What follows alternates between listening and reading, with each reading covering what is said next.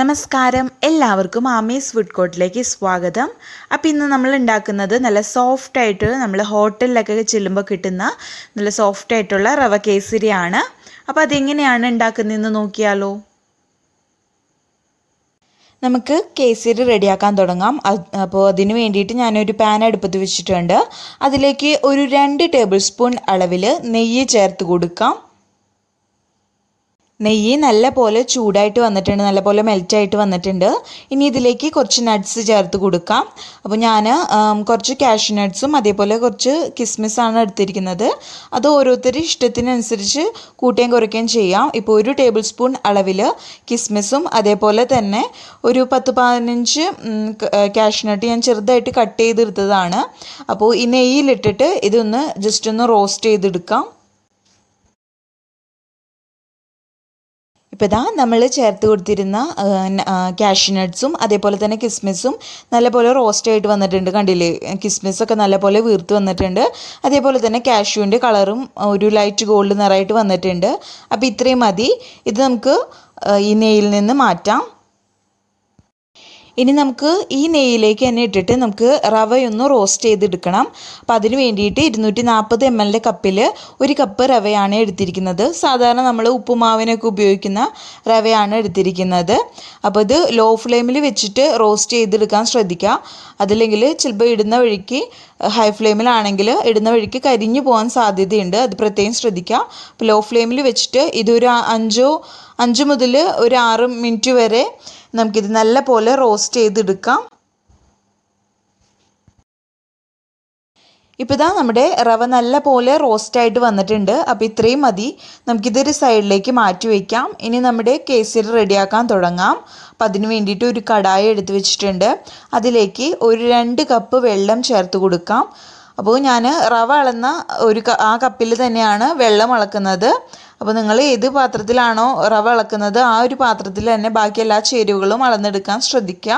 അപ്പോൾ നിങ്ങൾക്ക് വേണമെങ്കിൽ വെള്ളത്തിന് പകരമായിട്ട് പാൽ ഉപയോഗിക്കാം.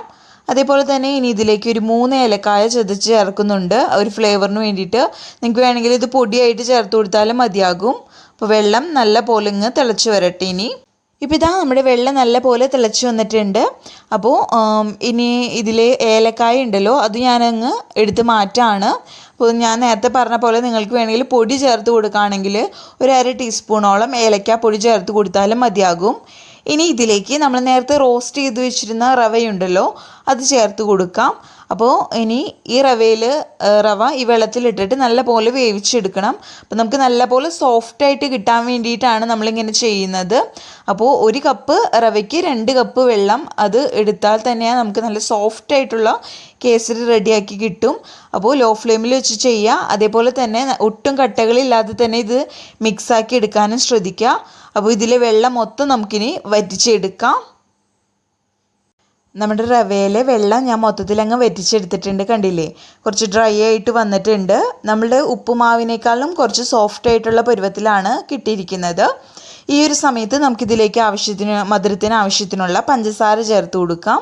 ഞാനിപ്പോൾ ഒരു 1.5 കപ്പ് പഞ്ചസാരയാണ് ഇതിലേക്ക് ചേർത്ത് കൊടുക്കുന്നത്. അപ്പോൾ ഒരു മീഡിയം മധുരമാണ്. അപ്പോൾ ഒരുപാട് നല്ല മധുരം വേണ്ടവർക്കാണെങ്കിൽ 2 കപ്പ് പഞ്ചസാര വരെ ആകാം. അപ്പോൾ ഇത് പഞ്ചസാരയും കൂടി ചേർത്തിട്ട് നല്ല പോലെ അങ്ങ് മിക്സ് ചെയ്ത് കൊടുക്കാം.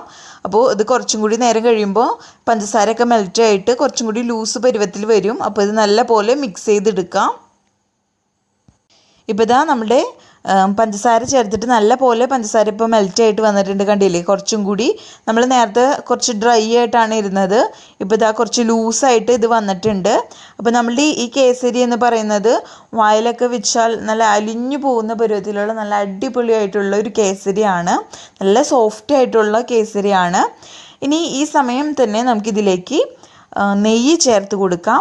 ഞാനിപ്പോൾ ഒരു 1/4 കപ്പ് അളവിൽ നെയ്യാണ് ഇതിലേക്ക് ചേർത്ത് കൊടുക്കുന്നത്. അതായത് ഒരു 4 ടേബിൾ സ്പൂൺ ആണ്. അപ്പോൾ നെയ്യ് കുറച്ച് ചേർക്കാൻ താല്പര്യമുള്ളവരാണെങ്കിൽ അതിനനുസരിച്ച് നിങ്ങൾ കുറച്ച് ചേർത്ത് കൊടുത്താൽ മതിയാകും. നെയ്യൊക്കെ കുറച്ച് ചേർത്ത് കൊടുക്കുമ്പോഴാണ് നല്ല ടേസ്റ്റ് ആവുന്നത്. അതേപോലെ നല്ല സോഫ്റ്റായി വരുന്നതും നമ്മുടെ കേസരി. നെയ്യും കൂടി ചേർത്ത് കൊടുത്തിട്ട് ഇത് നല്ല പോലെ മിക്സ് ചെയ്തെടുക്കാം. അതേപോലെ തന്നെ ഞാൻ ഇതിലേക്ക് കുറച്ച് കളറും കൂടി ചേർത്ത് കൊടുക്കുന്നുണ്ട്. അപ്പോൾ നിർബന്ധമില്ല കേട്ടോ കളർ ചേർക്കണമെന്ന്. അപ്പോൾ ഞാനിപ്പോൾ ഷൂട്ട് ചെയ്യുന്നതുകൊണ്ട് തന്നെ ഫോട്ടോ ഒക്കെ എടുക്കുമ്പോഴൊരു ഭംഗിക്ക് വേണ്ടി മാത്രം ചേർക്കുന്നുള്ളൂ. വീട്ടിലൊക്കെ ഉണ്ടാക്കുമ്പോൾ കളർ ചേർക്കാതിരിക്കുന്നതാണ് ഏറ്റവും നല്ലത്. അപ്പോൾ ഞാൻ കുറച്ച് പൊടിയാണ് എടുത്തിരുന്നത് ഓറഞ്ച് കളറിൻ്റെ. അപ്പോൾ അത് കുറച്ച് വെള്ളത്തിൽ ചാലിച്ചതിന് ശേഷം ഇതിലേക്ക് ചേർത്ത് കൊടുത്തിട്ടുണ്ട്. അതിനുശേഷം ഇത് നല്ല പോലെ മിക്സ് ചെയ്തെടുക്കുകയാണ് ചെയ്യേണ്ടത്. അപ്പോൾ നിങ്ങൾക്ക് വേണമെങ്കിൽ മഞ്ഞൾപ്പൊടി വേണമെങ്കിൽ ചേർത്ത് കൊടുത്താലും മതിയാകും. അപ്പോൾ ഇത് നല്ല പോലെ മിക്സ് ചെയ്തെടുക്കാം. ഇനി ഇതിലേക്ക് നമ്മൾ നേരത്തെ റോസ്റ്റ് ചെയ്ത് മാറ്റി വെച്ചിരുന്ന കിസ്മിസും അതേപോലെ തന്നെ കാഷ്യൂനട്ടും കൂടി ഇതിലേക്ക് ചേർത്ത് കൊടുക്കാം. എന്നിട്ട് ഒന്ന് മിക്സ് ചെയ്ത് കൊടുക്കാം. അപ്പോൾ ഇത്രയേ ഉള്ളൂ, നമ്മുടെ റവ കേസരി ഇവിടെ റെഡി ആയിട്ടുണ്ട്. നല്ല സോഫ്റ്റാണ്, അതേപോലെ തന്നെ നല്ല ടേസ്റ്റി ആയിട്ടുള്ള ഒരു കേസരിയാണ്. അപ്പോൾ ഞാൻ ഗ്യാസ് ഓഫ് ചെയ്തിട്ടുണ്ട്. അപ്പോൾ ഇതാണ് ഇതിൻ്റെ പരിവ് എന്ന് പറയുന്നത്.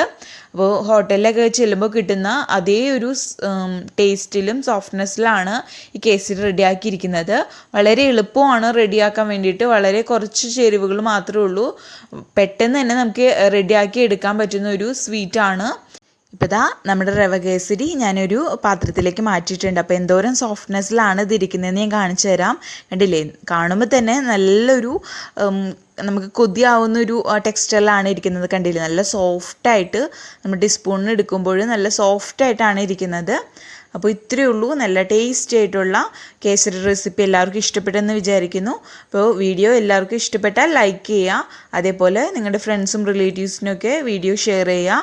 ആദ്യമായിട്ട് വീഡിയോ കാണുന്നവർ ആരെങ്കിലും ഉണ്ടെങ്കിൽ ചാനൽ സബ്സ്ക്രൈബ് ചെയ്യാൻ മറക്കരുത്, ഒന്ന് സപ്പോർട്ട് ചെയ്യുക. അപ്പോൾ അടുത്ത അടിപൊളി വീഡിയോ ആയിട്ട് വരുന്നത് വരയ്ക്കും ബൈ, താങ്ക് യു.